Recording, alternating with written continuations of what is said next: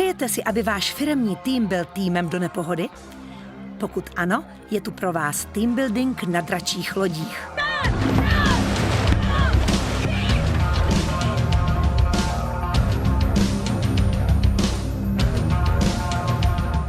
Dračí lodě se objevily před více než 2000 lety v Číně.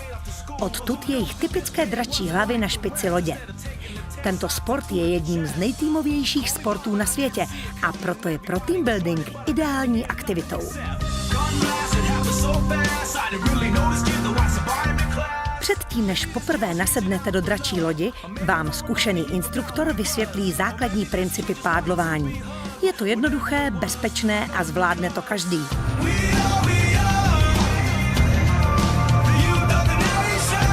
Potřebujete pouze 12 až 20 pádlujících a jednu sličnou bubenici. Navíc, pokud budete pádlovat v kouzelném prostředí slepého ramene Die a pojedete místy, kde vizionářský rod Lichtensteinů postavil spoustu krásných staveb, dostává tato aktivita další rozměr. Po trase, která začíná na Janohradu, vás čeká několik příjemných zastávek.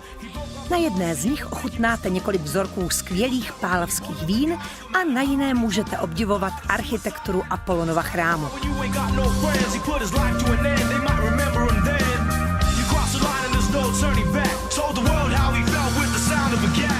Kormidelník je současně instruktorem a spolehlivě vás provede klikatými romantickými zatáčkami staré Die kolem minaretu, který je nejstarší rozhlednou v České republice.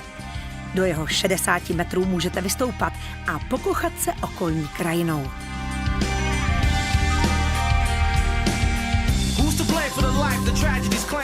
Poslední zastávka je určena k prohlídce Lednického zámku a jeho rozkvetlé zahrady. Tam náš teambuildingový výlet končí.